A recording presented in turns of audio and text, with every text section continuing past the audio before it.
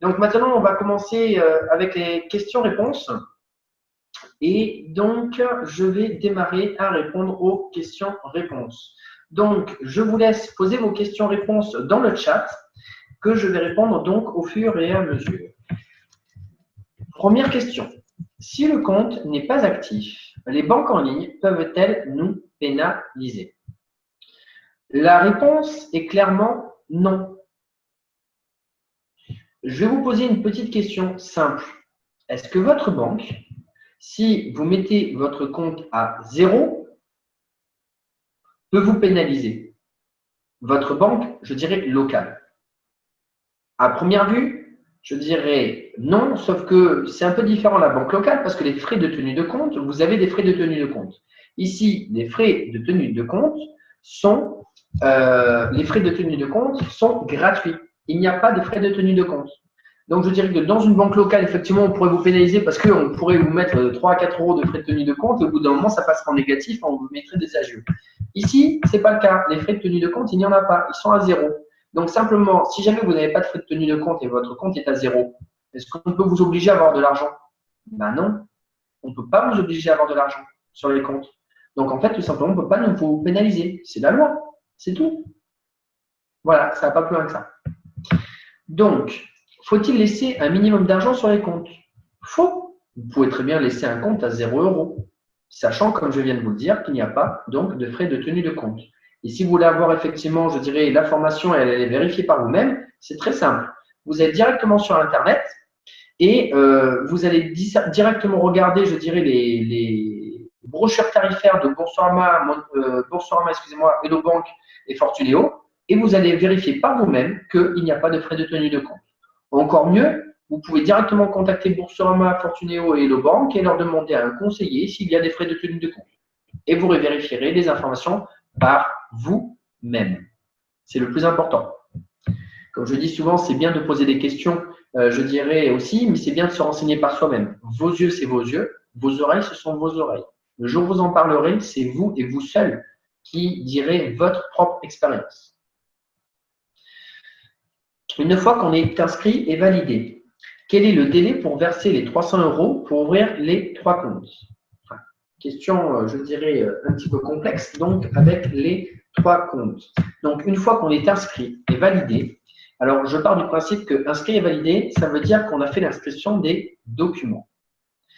Donc, chez l'inscription des documents, une fois qu'on l'a fait, on va recevoir, je dirais, sous 7 jours, soit plutôt 5 jours ouvrés, 2 jours non ouvrés, mais environ 7 jours, donc le RIB chez Boursorama. C'est à ce moment-là, chez Boursorama, soit 7 jours après l'inscription, qu'on fait le versement des 300 euros. Ensuite, chez Fortuneo, on va faire directement l'inscription et on va faire un paiement par carte bancaire. Qu'est-ce qui se passe à ce moment-là?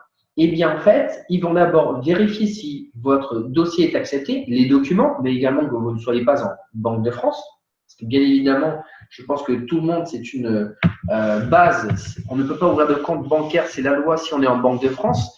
Vous ne pouvez en avoir qu'un seul et vous ne pouvez pas en ouvrir plusieurs. Et encore, il doit être, je dirais, déterminé par la Banque de France quelle banque peut vous proposer, je dirais, d'avoir un compte. Donc, si vous n'êtes pas en Banque de France et que vos documents sont impeccables, votre dossier passe, vous pouvez donc ouvrir votre compte. Et à ce moment-là, donc chez Fortuneo, vous avez payé par carte, mais l'argent n'est pas retiré de suite. Il est retiré 5-6 jours après l'inscription. Donc, après qu'ils ont clairement vérifié vos informations. Chez Hello Bank, donc, vous pouvez également faire par carte bancaire. Sauf que les 3 quarts du temps, ce qu'on propose, c'est plutôt aussi de faire par virement bancaire. Pourquoi? Parce que justement, on laisse Hello Bank, je dirais, se mettre en suspens le temps que l'on clôture, je dirais, toutes les transactions avec Boursorama, puisque Boursorama, au total, on va prendre 15 jours pour ouvrir le compte. Et donc, chez Hello Bank, on va prendre à peu près 3 semaines à recevoir le RIB après l'inscription. Donc, on fait, je dirais, le versement des 300 euros chez Boursorama à peu près donc 3 semaines après l'inscription. Ce qui nous laisse le temps, je dirais, de faire confortablement Boursorama et de rassurer la personne. Donc voilà pour répondre aux 3 comptes, le timing. Donc pour répéter, 7 jours après Boursorama, 5-6 jours par carte bancaire, ça va être retiré pour Fortunéo et 3 semaines pour Hello Bank. Quel est l'intérêt des banques de nous offrir des primes d'argent dès qu'on ouvre un compte chez eux? Je vais garder cette question pour la fin. Pourquoi? Parce que c'est une question extrêmement intéressante sur laquelle je voudrais que je dirais passer un tout petit peu de temps parce qu'il y a des choses à retenir. Au bout de combien de temps la prime de parrainage est versée sur chacune des banques? Ok. Alors, concernant Boursorama, la prime de parrainage est versée 2-3 jours après le versement des 300 € par votre filleul. Je m'explique. Votre filleul fait l'inscription des documents. 7 jours après, on lui envoie son RIB. Votre filleul va faire le virement bancaire des réceptions du RIB. Dès qu'il a fait donc son virement, tout dépend de sa banque. Ça peut aller jusqu'à 3 jours puisque les virements prennent environ 3 jours chez la Poste. Eh bien, le parrain va recevoir donc sa prime de parrainage au moment où Boursorama réceptionne l'argent finalement. Ensuite, chez Hello Bank, cela va se faire environ 15 jours après que le compte soit ouvert. Donc, dès que le compte est ouvert, donc le parrain va recevoir la prime en même temps, je dirais, que le filleul. D'ailleurs, 15 jours après que le compte soit ouvert et que la personne ait accès à son compte.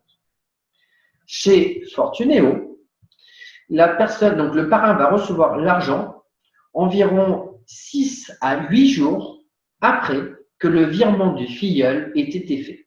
C'est-à-dire que ce n'est pas un virement bancaire, puisqu'on a dit c'est par carte bancaire, mais 5 à 6 jours après, par exemple, que la personne a fait son inscription, les 300 € sont débités de son compte.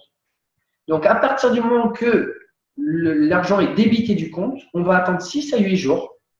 Et donc, à ce moment-là, je dirais que le parrain va recevoir sa prime de parrainage. Voilà pour répondre à cette question. Si je fais un dépôt de 5 000 € sur Fortunéo et Hello Bank, puis-je les récupérer au bout de 7 jours? Alors, très bonne question. Mais en fait, le principe est exactement la même, que ce soit du 5 000 € ou que ce soit les 300 €. Parce que pour eux, simplement, si on n'a pas effectivement les revenus de 1 200 € ou de 1 000 € chez Hello Bank, ils veulent simplement s'assurer qu'on ait un encours assez important de l'autre côté pour que, disons, ils se disent « Ok, on veut bien ouvrir un compte avec eux ». Et clairement, cet argent est récupérable exactement de la même façon que les 300 €, c'est-à-dire que chez Fortunéo, on va dire, allez, environ 6 à 8 jours que vous avez donc l'argent qui est débité. Pour vous dire, pour ma part, moi, ça a pris 4 à 5 jours pour les 5 000 € de chez Fortunéo. Et Hello Bank, ça va être un petit peu plus long, ça va être une quinzaine de jours, je dirais, pour récupérer l'argent une fois que l'argent a été, je dirais, envoyé. Mais c'est exactement la même chose qu'effectivement que les autres banques. Concernant Hello Bank, en fait, ce qui se passe, c'est que comme on a fait les autres banques, on a fait Boursorama avant, ça rassure. Donc, simplement, on fait la banque tranquillement Hello Bank après. La personne est rassurée et elle sait qu'elle a simplement besoin d'attendre et que tout va bien se passer. Donc, effectivement, Hello Bank prend un petit peu plus de temps, mais tout se passe très bien. Je vais terminer sur la dernière question et après, je vais laisser donc Martin faire la dernière partie de cette présentation, la fin de cette présentation. Quel est l'intérêt des banques de nous offrir des primes d'argent dès qu'on ouvre un compte chez eux? Cette réponse est une réponse extrêmement importante.